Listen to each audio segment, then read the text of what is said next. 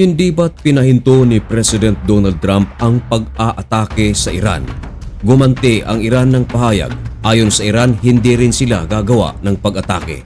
Pero nasurpresa ang buong mundo, lalo na ang Amerika, sapagkat nagsagawa ng surprise attack ang Iran sa base militar ng Amerika na nasa Jordan. Of course mga kaibigan, hindi nanahimik ang United States of America at agad na nagsagawa ng paghiganti. Hindi nag-iisa ang Amerika sa kanilang pag-atake, kasama pa ang Saudi Arabia. Yan ang ating pag-uusapan sa videong ito. Pero bago ang lahat ay huwag kalimutang mag-subscribe. Samahan mo na rin ng like ang videong ito at i-click ang notification bell. Napakalaking tulong yan para sa aming mga content creators.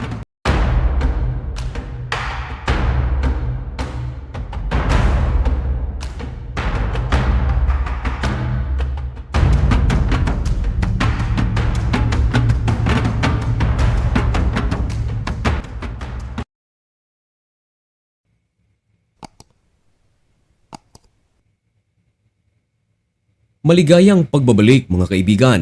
Kumusta kayong lahat? Ngayon ay July 29, 2026 at nagbabaga at napakabagong balita ang ating ihahatid sa inyo.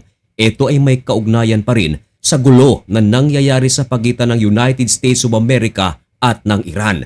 Nitong nakaraang araw mga kaibigan, walang putukan na nangyari sa pagitan ng United States of America at ng Iran sapagkat pinahinto ni President Donald Trump ang pag-aatake sa Iran. Ganon din ang ginawa ng Iran. Dahil daw huminto sa pag-atake ang United States of America, hihinto rin daw sila sa kanilang pag-atake. Pero sa hindi inaasahang pagkakataon, sa araw na ito, nagsagawa ng surprise attack ang IRGC sa base militar ng Amerika na nasa Jordan. Tama ang inyong narinig mga kaibigan. Ibig sabihin na traidor ang United States of America ng Iran sapagkat kampante ang Amerika na hindi magsasagawa ng pag-atake ang Iran sapagkat yun nga ang kanilang pangako na kung saan tugon sa pangako ng Amerika na hindi rin sila gagawa ng pag-atake. Ang balitang ito ay kinumpirma ng CNBC. Ang kanilang headlines ay ganito: Iran launches surprise ballistic missile attack on US forces in the Middle East. Ballistic missile pa mga kaibigan ang ginamit. Kumustahin muna natin ang ating mga OFWs na nasa Jordan.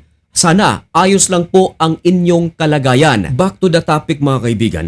Agad na nagsalita ang US Central Command at kinumpirma na ang naturang pag-atake. At ayon sa kanilang investigation, ang naturang pag-atake ay talagang nagmula pa mismo sa bansang Iran. Gumamit ito mga kaibigan ng ballistic missiles. Pero ayon sa US Central Command na lahat ng mga ballistic missiles na ginamit ng Iran ay napabagsak ng air defense system ng Amerika katuwang ang interceptors ng Jordan. Alam ko mga kaibigan kung ano ang nasa inyong isip. Ano kaya ang ginawa ng United States of America? Nanahimik lang kaya sila o agad na kumilos? Nitong nakaraang araw ay naglabas ng pahayag si President Donald Trump at nagbigay ng matinding banta na bawat pag-atake ng Iran ay katumbas nito ang kanilang malalakas na paghiganti at mga malulupit na pag-atake ang kanilang gagawin. At eto na nga mga kaibigan, ilang oras lamang ang nakalipas matapos na kumpirmahin ng US Central Command na ang kanilang base militar sa Jordan ay inatake nga ng IRGC. Agad na nagliparan ang mga fighter jets ng Amerika at agad na nagsagawa ng pag-atake. At sa pag-ataking ito mga kaibigan, hindi nag-iisa ang United States of America. Kasamang umatake ng puwersa ng mga kano ang puwersa ng Saudi Arabia. Tama ang inyong narinig mga kaibigan. Mismo ang gobyerno ng Saudi Arabia ang nag-anunsyo na tinulungan nila ang Amerika na magsagawa ng pag-atake. Pero ang tanong, saan umatake ang United States of America at ang Saudi Arabia? Ayon sa ulat ng Al Jazeera, ang Amerika at Saudi Arabia ay nagsagawa ng joint strike at inatake nito ang mga militanteng grupo na suportado ng Iran na nasa Iraq. At ayon sa ulat ng Al Jazeera, ginawa ang naturang pag-atake bilang paghihiganti sa ginawang pag-atake ng Iran sa base militar ng Amerika na nasa Jordan. Ito ang kauna-unahang pagkakataon mga kaibigan na sumali ang Saudi Arabia sa pag-atake sa puwersa na kung saan suportado ito ng Iran. Ito rin ang kauna-unahang pagkakataon na joint strike ng Amerika at ng Saudi Arabia. Narinig na natin ang joint strike ng Amerika at ng Israel. Normal lang yan sapagat lagi namang umaatake ang Israel sa mga militanteng grupo na suportado ng Iran. Pero sa pagkakataong ito ang kauna-unahang pagkakataon. Saudi at US joint strike against the militant group supported by Iran. Ayon pa rin sa ulat ng Al Jazeera, kinumpirma mismo ng Defense Minister ng Saudi Arabia na nagsagawa sila ng pag-atake. Agad na kinundina ng mga militanteng grupo na nasa Iraq ang ginawang pag-atake ng Saudi Arabia katuwang ang puwersa ng United States of America.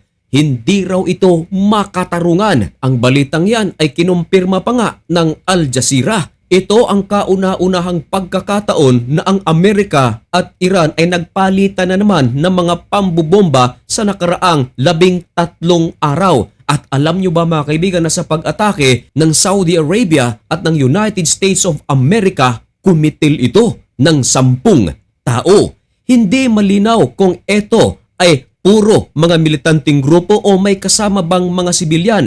Wala pang pahayag dito ang Iraqi government at ang United States of America maging ang Saudi Arabia. Basta na lang ibinalita na merong 10 ang kumpirmadong nasawi. Marami din ang sugatan. Maraming mga infrastructures ang nawasak. Talagang wala ng katapusan ang gerang ito. Pangako ng bawat isa, nais nilang makamit ang kapayapaan. Pero ang tanong, paano ito makakamit? Na sa tuwing magbibitaw sila ng pangako na hindi sila aatake ay merong mga pag-ataking nangyayari. At ang malubha, bawat ataking nangyayari meron namang paghihiganting nangyayari. Kaya wala talagang katapusan ang gerang ito. Hindi pa natin alam kung ano ang magiging susunod na aksyon ng Iran dahil sa ginawang pag-atake ng Amerika at ng Saudi Arabia at kung ano man ang kanilang magiging aksyon. Yan ay isa sa ating mga tututukan dito lang sa channel na ito. Kaya kung nais mong maging updated at kung gusto mo ang ganitong mga contents at baka naman bago ka lang sa channel na ito ay huwag kalimutang mag-subscribe. So mga kaibigan, hanggang dito na lamang muna ang videong ito. By the way, lahat ng aking mga mahal na kababayan sa Middle East, sa Israel o kung meron man sa Iran, mag-ingat po kayo. May God bless you and thank you so much for watching. Goodbye.